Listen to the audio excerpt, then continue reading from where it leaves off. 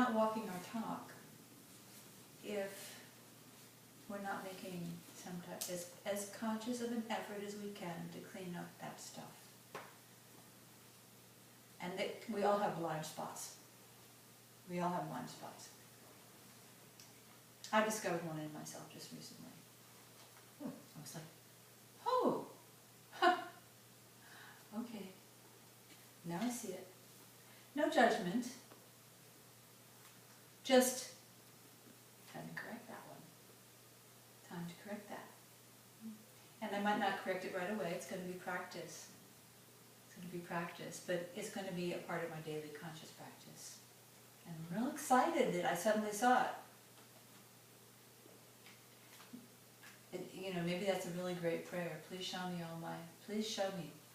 I guess that really corresponds to the Gayatri mantra. Clear my mind, help me to see clearly, help me to feel clearly, help me to think clearly. Because if I don't, I'm just stumbling, I'm the blind leading the blind. I'm stumbling through the darkness, hoping I don't trip on something. Instead of having a flashlight that says, oh, look. So, the Ho'oponopono, the heart massage, the heart hug. Even just doing this now, it just brings an automatic relief. Just do it now. Just do it again now. Don't. And breathe. Doesn't it just bring an automatic feeling of connection? Don't just put your hands there lightly and move your body around. Actually press and rub. Give your heart a massage. Oh! Oh! Because especially as you move into teaching, if you plan to teach, and even if you don't teach, you are all teachers. People who are attracted to teaching yoga or learning about teaching yoga are usually people who have strong leadership qualities. I had one yoga teacher friend named Jane Fire. She used to laughingly say, "We yoga teachers are control freaks." Admit it.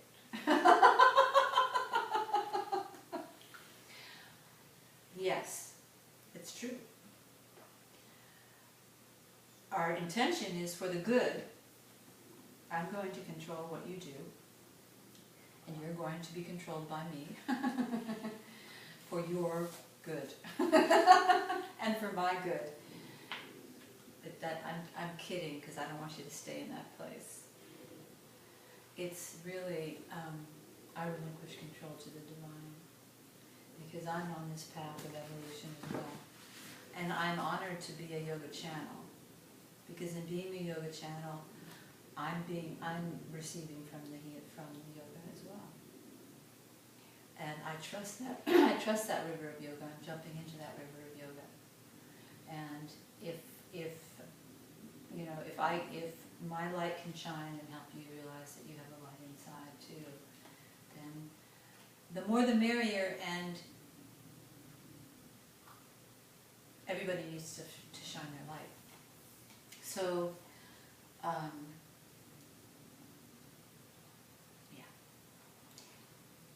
But going back to the fact that people who are attracted to healing and attracted to teaching usually have strong leadership qualities. You need to be able to assert a authority over a group or an individual who has come to you. You need to know what you're talking about, and you need to speak with authority, so that everybody feels comfortable to let go and to start to experience something. You have to rally everybody's focus into a stillness. You have to take command of the group. Not with the intention of controlling them, but with the intention of creating the space for yoga to manifest. But it does have that downside. I really liked what what Carolyn Neese was talking about in terms of the being able to empower others, because the unevolved leader is threatened by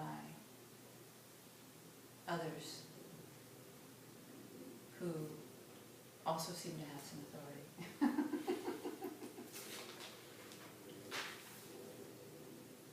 The evolved leader knows that we're all teachers when we reach a certain point of understanding. That being said, there's a respect when you come into the presence of a teacher who's taken the role of teacher in any given time, that even if you have a strongly differing opinion, or even if you have something you'd like to interject, or even if you have a perspective that you think is valuable, that could add to the dialogue of the teacher, there's a respect that is part of the practice of yoga, that teacher has the chair, and at some other point you'll have that chair, and then you can ask that same feeling, that same thing from the group, because it's really not that easy to be the teacher. So, okay.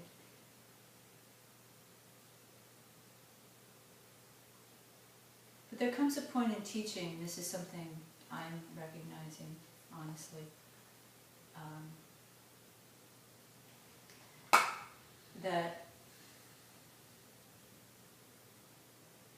you acknowledge a student has become a teacher, and then you empower your student as that student is no longer a student in the same way that student is now independent. So you're not trying to gather this following of dependent teacher-student type relationships, especially with people who are evolving into teachers. And I think it's good to have sort of a formal acknowledgement of that. And there can be a fear around that on both sides. But anyway, these are all part of the growth process in this sort of realm of teaching yoga. That we honor the individual beauty of each flowering yogi, and know that each one has a special way of sharing the gift of yoga, and unique students who will resonate with that particular version, that particular coloring of the entire spectrum, that will facilitate them entering into the center of the light. So there can't be jealousy or competition. There's no place for jealousy or competition in the true world of yoga and yoga teachers. But who was saying? It was Susie. I think she said that. But yes, we know there really is. There's sort of there is jealousy and competition. Yes. Yes. True world is hard to attain. But it's not. But let's at least have the goal. And a lot of that is economically inspired again, because of the fact that, you know, the popular teachers get the best classes, have the most students, get the best pay. And if you're trying to make a living doing teaching yoga, that can be an issue. Definitely can be an issue. I think it's really best to not try to make a living teaching yoga. Honestly. Mm-hmm. Honestly. Especially in this climate, the way it is now, where yoga teachers are kind of a dime a dozen. Yoga has kind of gotten washed down to a cool form of exercise that's stress reduction based, hopefully at least. But That being said, that dedicating your life and supporting yourself through a broader range of healing modalities isn't a good possibility, where you're looking at the full range of the healing that can be offered through conscious living, which is where Ayurveda comes in. Ayurveda and also different systems of touch for health, where you're offering people who are interested in optimizing their life experience, preventing illnesses, optimizing their relationships, a wide array of tools that can help with that beyond going to a yoga class. And understanding the larger picture of yoga as what's talked about in the Yoga Sutras, and beyond that, yoga as part of Ayurveda, yoga as part of understanding how to live a divine life, a sacred life, a life in harmony with the source. And mantra is a really, really important part of that. I think that we all should practice mantra. How many of you have a mantra practice?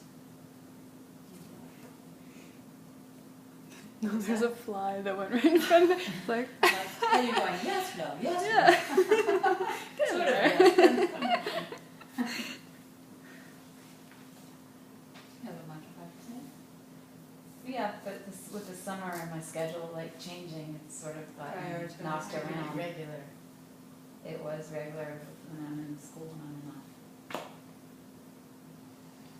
So when you need it most. That's what I was kind of thinking. Well, yeah, I mean, it's hard, like, for me, it's hard to do it where, like, in the household, like, believe me, it makes the other people in my household highly uncomfortable, like, when I'll start to do, Ganapate, and, they'll just be like, oh, Mom, cut it out, they don't like it. So I have to do it when no one's around. You can always do it to yourself. You do it quietly to yourself. I do it sometimes when I'm driving or when I'm walking in the woods or wherever. Yeah, that's when I really like doing it, is walking in the Yeah, woods, yeah. and I do it longest in the Yeah. woods. I do Yeah. smaller ones other Yeah. times. And then I always have my Shambhavi CD in the car, so if I just need to clear when I'm driving, Yeah. because I'm in Outdoor or whatever, I can stick that in.